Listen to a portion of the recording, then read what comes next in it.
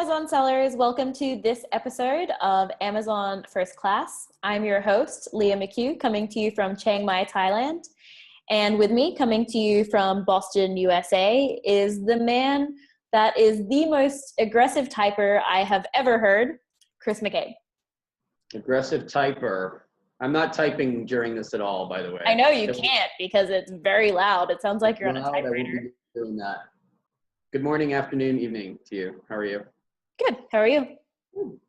Great. Ready to talk about Amazon? Working another Sunday in Amazon land. Yeah. Nice. So together, Chris and I created Frustration Free Amazon, which is an online course that walks you through how to appeal blocked listing and suspensions. I occasionally consult on Chris's clients' cases, and we're pretty much constantly writing or contributing to articles about selling on Amazon. So, as you can probably guess, we spend a lot of time talking about Amazon. Right, Chris? Maybe too much time. Yeah, we can't not talk about it. It's a little bit sad. It can be helpful, so be it. I'm happy to do it. Sunday, Monday, Tuesday, whatever day. Yep. Right. And at any given time, we're looking at multiple Amazon accounts. And as Chris is a former Amazonian, he has his own internal knowledge and contacts. So we have a pretty unique perspective on what the hell is going on at Amazon. This week, we're talking about intellectual property or IP infringement claims on Amazon. For those of you that haven't dealt with that before, an infringement claim is when someone claims that you are using their patented product, their copyright, or their trademark without their permission. Chris recently wrote an article about this for a web retailer. So Chris, how are people putting in these claims at the moment, and why is that a problem? Well, you're filling out a form claiming your rights have been infringed. If it's intellectual property, you have to state the nature of the infringement. So if it's patent, if it's copyright, trademark, you have to declare that. You have to name the seller, name specific ASINs, naming the seller, basically naming the storefront, not necessarily the company name, but the store name. Amazon's minimum legal liability is really just to act on that form. So they're not necessarily vetting the form. For a false infringement, they don't necessarily have a process in place for that, or they don't really have the obligation to do that. They really just act on the form as long as it's properly filled out. There are certain statements that have to be there that are legally binding, such as under penalty of perjury, there has to be a signature on the form. And the rest of it is between, if you're the target of that infringement form, it's between you and the rights owner or the would-be rights owner. If there's no real rights owner present, it's up to you to sort of do that running around in research and start defending yourself with the use of an attorney or any other documents at your disposal. So basically anyone can claim that someone is infringing on their trademark or copyright or patent, regardless of whether they even have that, and that could essentially take your account down. Right. And I'm assuming as part of this, we're going to add the link to the CNBC article, which was the Samsung situation where Mark Monitor was supposedly the agency that was filing on behalf of Samsung, and then there was confusion among different clients of mine. Did they actually submit, or some sellers were told they hadn't submitted those forms, somebody else did it. There was a lot of confusion about whether those were false infringements or real ones. Is the rights owner obligated to tell you if they were the one who submitted it? I mean, it's kind of between you and them at that point. So Amazon steps back, steps away. What does that mean for you as a marketplace seller? It means expense and time and energy, and it doesn't mean you're necessarily ever going to fully resolve it. So that's the real issue there. Well, and what incentive does the person who submitted the claim have to resolve it, whether it's legitimate or not? It's in their best interest not to resolve it, really. Right, whether it's real or imagined. I mean, they're sort of stepping away after they filed the form with Amazon. They just need Amazon to act on it. Once that happens, they move on to the next problem, I guess you'd say, or the next target. So that's something you have to kind of sort out with an IP attorney. And also, if you get several of these and you get suspended, of course, then you need a plan of action that describes how you're going to avoid these infringements in the future. Well, if you weren't able to resolve any of the past ones, if none of the rights owners retracted any of their notice forms and contacted Amazon directly, you don't have really much to show them in terms of resolution, right? Amazon's just assuming you are going to keep getting these forms. They are going to keep looking at your account, and you're creating work and hassle and risk, overall risk for them. So they don't have the incentive to keep you on. And, right. and you know.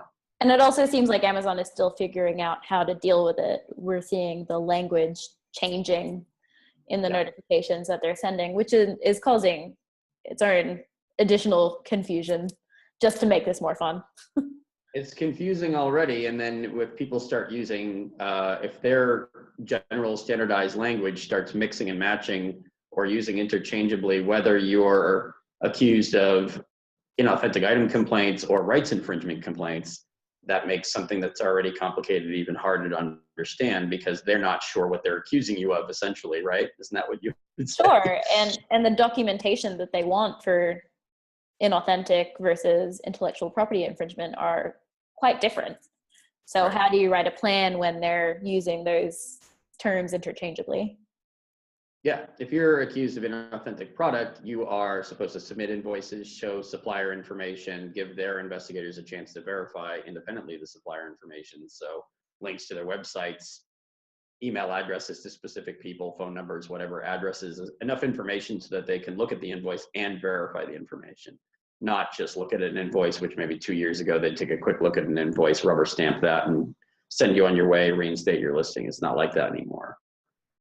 If you're dealing with rights infringement complaints, it's a different plan of action, different, you're taking different steps to resolve it because you have to supposedly go to the rights owner first.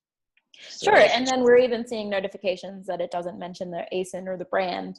right. And you're somehow supposed to figure out what you're infringing on and Right. the plan. Right. So, I mean, in one recent case, it was a major brand that we would all recognize, where the seller, a client of mine, was suspended without any ASINs or the brand mentioned. They just sent generic, you've been infringing upon intellectual property rights. And in one particular case, there were no prior warnings. That was the most alarming part. There were no notifications, so you couldn't even go back in and figure out what the brand might have been. You couldn't even guess. There were no previous warnings or notifications. And what I was able to find out, by asking around, my own contacts, is that for certain lightning rod, high risk brands, they would rather just send you the suspension notification, wait until they hear from you, and then they might give you some ASINs, which is kind of cart before the horse. Or it's a bit strange. How can you appeal? I guess they're not expecting a full plan of action. They just want you to write back and say, hey, I have to appeal, but by the way, which brand and which ASINs? And then you might hear something. But short of that, you're reading their tea leaves, which is already difficult. Sometimes they give you the brand, but not the ASINs. So then you have to figure out, well, which orders, which ASINs. I sell lots of this product. What are we talking about here? Right. The latest example being the NFL. Right. So. Yeah. And it seems to come in waves. Like earlier or last year, we were seeing a lot of Apple and a lot of Samsung. Right now, we're seeing a lot of NFL, NBA, MLB. They did something similar with LG. They just started taking everyone's LG listings down and saying you may be infringing upon intellectual property rights. They did, in most cases, give an ASIN, but they were just trying to take everyone's LG listings away for their own brand protection or brand avoidance reasons. Sure. And that's all it was. Some people got a message saying inauthentic complaints. Maybe they had those inauthentic complaints from buyers. Maybe they didn't. And other people got the IP language. So the bottom line was they wanted to purge the site of all third-party seller LG listings, but they didn't want to get too specific about why. So similar with the NFL, now it's sort of the hot season for selling. The NFL season's almost over, but it's right around the Super Bowl. Is it curious timing? Yes, but then there was stuff like this going on with MLB, with around the World Series. Lots of people lost their Cubs listings, Cub merchandise. And I saw earlier stuff about the NCAA earlier during March Madness earlier last year. So clearly there's a trend here in the sports category, right? Sure, and I imagine those times, which would be high sales times for those items, would also be high counterfeit times where suddenly there are a lot more people listing those products potentially sourced from somewhere Amazon doesn't want them sourced from, or just counterfeit. So it makes sense that they would be taking those down at that time. I also saw in the news today on CNBC and the Wall Street Journal that Amazon are looking to make a deal with NFL, MLB, and NBA to live stream sporting events. So the recent actions on those brands may have something to do with that. That could be part of their bargain, is that Right. they'll have greater control over who can list those products, and then they can get the streaming rights. Probably not a good idea if you're negotiating a major Right. broadcast deal like that to have a bunch of unclear, parameters around who can sell what. With the NFL, I mean, they're asking everyone who's been suspended, which is a lot of sellers now, I've heard from a lot of people in the last week, to see a copy of their licensing agreements, right? Most third-party sellers can't produce that unless they go to their vendor and get a copy of that licensing agreement from them. Maybe the vendor doesn't want to show it, right? I mean, then there's all the complexity of this sort of don't ask, don't tell method of the gray market sales on Amazon, which don't function the way they used to, where you didn't used to have to produce this kind of documentation, and you didn't need to get a letter from your distributor on their company letterhead identifying the fact that they're authorized to sell this stuff, because if they're selling it to you, you're supposed to sell it not on Amazon, right? Somewhere else or on your own website, and Sure. you don't have a deal in place to sell it. Well, so this really takes us into like, how do you protect yourself from intellectual property infringement claims? And really, if you're reselling, the best thing you can do is to get your documentation in order. You need to know where you're sourcing your product from.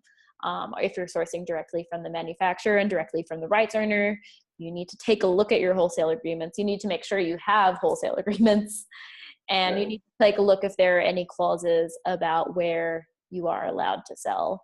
If it doesn't specifically mention Amazon, I personally would be asking them to add to your wholesale agreement that you are allowed to sell on Amazon. Again, you'd want to be looking at letters of authorization like you did with brand gating. And then if you're a private label seller, people can still put a false infringement claim against you for your label. So again, like that's where having brand registry, having your USTPO registration for your trademark, all of that documentation, having that ready to go will make it much easier to deal with this should you have a claim filed against you. Well, I mean, the brands, just to wind it back a bit, the brands, especially a powerful, I mean, there are danger brands that might sell well, but you got to just be careful what risk you want to take on. If you don't want to risk your entire account, which, the NFL listings, they didn't just cancel your listings and send you a warning and leave your account active. They were suspending all these accounts, right? So clearly the way things are going to be this year, I mean, there are two major initiatives this year are brand protection tools and anti-counterfeit policy. So this actually, the NFL example meets both of those. Right. So the brand, all you have to do as a brand is have a team that takes the time and puts the effort in to look and see who's selling their stuff on Amazon. They know that you probably don't have a licensing agreement. You don't have the kind of documentation that Amazon's now asking for. So all they have to do is submit the infringement form or claim inauthentic items by making a test buy from you and reporting to Amazon that they bought something from you that wasn't genuine or authentic. They know that maybe it is a legitimate item, but they know that you can't prove it in the kinds of ways that Amazon needs you to prove it now, right? That's public knowledge at this point. The NFL certainly understands it. So they know they can knock you all off that listing because you don't have the kinds of documentation you need. It's not always, you can't always get those documents. You might have to just get off those listings now before it becomes a problem. Well, and I think that's where people are getting confused, because if you're buying something from a store to sell on Amazon, you're thinking that you're buying an authentic item and then listing an authentic item. And while in the legal world that may be the case, Amazon policy doesn't treat it that way.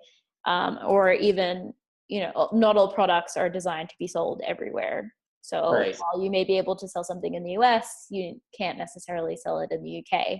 Or you're sourcing something from Venezuela, again, that product may not be allowed to be sold in the UK. And this is something that you're speaking about soon, right, Chris? Yeah, Brooklyn, for World First, they've got an event on February 23rd. We'll have a link to that. Yeah, gray market and international sales. I mean, that's kind of the biggest of a couple of topics I'm going into. And I've talked to people internally at Amazon. I mean, they're taking a long, hard look at inauthentic item complaints tied to gray market items, international items that may be identical to what you would find and buy here. But of course, it depends on what the product is. But if a warranty doesn't apply, right? Mm-hmm. What's another example? If Amazon starts getting all these complaints about foreign language writing on the box, the packaging doesn't look the same, the box doesn't look the same as what they bought here, that results in an inauthentic item complaint that they have to treat seriously and vet and will consider valid.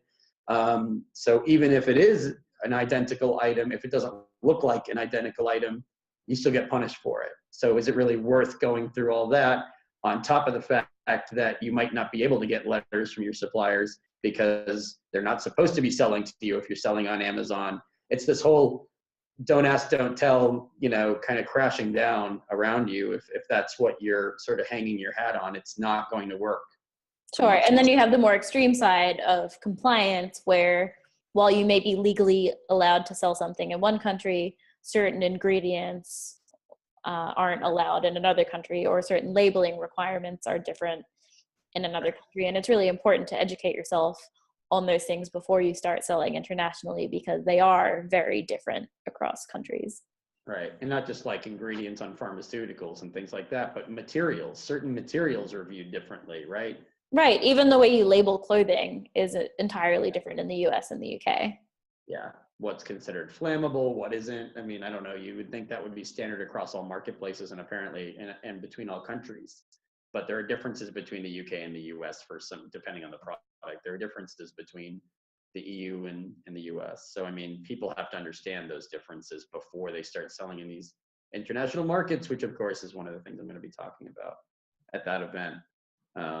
Yeah, I mean, gray market isn't what it used to be. It's just going to be situations where you're going to want to drown Amazon in as much documentation as you can get. Don't do business with suppliers unless you know you can get letters from them to defend the legitimate sourcing of those items and the authenticity of them. If you only have an invoice, sometimes that'll work, sometimes it won't. It's really going to be hit or miss. Sure. Yeah.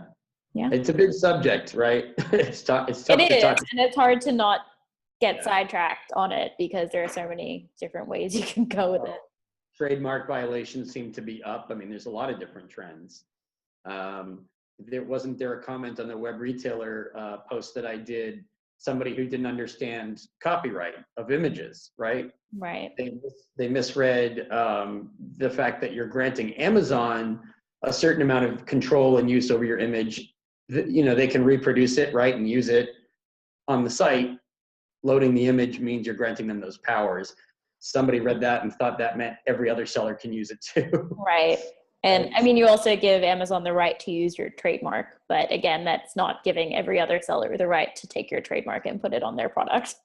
Right. So, I mean, and I'm sure we'll touch on this subject again, but. Yeah, absolutely. And I think it's still going to be an issue because there are still sellers that think that you can grab an image from Google and put that on it. Oh, well. Yeah. And that's a very good way to not only get suspended, but potentially get sued. Yeah. I mean, people don't, I guess there's a couple of areas of misunderstanding. People don't understand why, as long as the item isn't fake, they can't sell it. Like that's kind of part one of the problem. Like as long as this isn't a knockoff item, it's a legitimate item I bought from a reputable source, like a wholesaler or whatever. So why can't I resell it? That's what reselling is.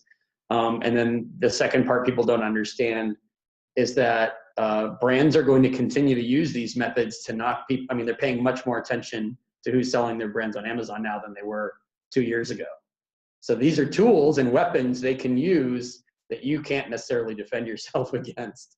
And that's really, from your perspective, that's kind of all that matters. If they're just knocking you off these listings and you can't get back on them, or if it results in an account suspension, can you really afford to risk that again in the future if you maintain the kind of don't ask, don't tell system. So hopefully people know what I mean when I say don't ask, don't tell, but certainly comment or send a question if you want me to explain that in more depth. Right, and a lot of people cling to the First-Sale Doctrine, which allows you to resell something legally, but there is a difference between what you legally can do and what you can do within Amazon policy. And while you always have to follow the law, following the law doesn't necessarily mean you're following Amazon's law. Right. I mean, Amazon has to take certain procedures to minimize their own risk, whether it's liability or other kinds of risk. People using items that haven't been built properly, for instance, that might harm them, right? There's a renewed emphasis on safety incidents. They want to make sure everything's legitimate in terms of it's a legitimate item, but also legitimately sourced. And that's why they keep bugging people for more and more and more supplier information that they didn't necessarily ask for a year ago, right? And then maybe 6 months ago, they started actually calling some of your suppliers or emailing them. Mm-hmm. But they've been beefing up their supplier verification process to the point where they're almost verifying the supplier as much as they verify your account, right? I mean, it's right. Trending in the direction of you better have as much to show them as possible, and you can drown them in as much good documentation. And if you come back with, well, we sort of don't have that, then you kind of sort of can't list it. Yep. Yeah. So get your documentation in order now, right now. Yeah. And one kind of last point, I mean, I saw several accounts, people I worked on with these NFL reinstatements. There were warning signs, right? Back in November, October, December, there were warnings about NFL listings. You know, was this authentic? What's your supply chain? I mean, asking for supply chain documentation. So those were the warning shots over your bow. And if you were just trying to sell through everything before Christmas, that's fine. But if you hung in there too long, you got suspended. If you deleted all your NFL listings a month ago, you wouldn't be, you might not be suspended today. Those were the warning shots. So read the tea leaves. And if they're sort of wink, wink, nudge, nudge, get the message as opposed to trying to sell through inventory. I mean, you can do removal orders. You can delete listings. You have that option anytime. So, yeah. Yep. Good point. You guys need to talk about Amazon as much as we do. Get ahead of the curve. I have no other NFL comments to make except for you should be rooting for the Patriots in the Super Bowl. So. Yeah. I'm from Boston. Of course I am. You should be. I'm not going to watch it, but I will be rooting for them in spirit. No, it'll be on at some weird hour for you anyway. You'll be asleep or out having breakfast or something. But, yeah, exactly. Yeah, but you are sort of from here, so you should be rooting for the Patriots. Yeah, I am from there. I'm a baseball fan, not a football fan. Right. Well, then root for the Red Sox. I do. How far in the Super Bowl. Forget it. Never mind. No more sports. No more sports. Yeah. Anybody has questions on anything we talked about? Whatever. Not about sports. No, not about sports. Amazon First Class. Join our Facebook group. Ask us questions. Right. So you can find all of the show notes and links to the resource we mentioned by heading over to ecommerchris.com/IP. And if you have any questions, just drop them in the comments, or if you want to access the knowledge of our community of serious Amazon sellers, join our Facebook group, which is also called Amazon First Class. And you'll find the link to that in the show notes as well at ecommerchris.com/IP. Right. And let's say, we're doing these weekly or bi-weekly, depending on the level of interest. So tell us if we're boring, tell us if we're exciting. Requests for certain kinds of content. We know what we want to talk about, right? So, anything else from Thailand today? No? Nope. Time for bed. All right. Good night. Bye. Bye.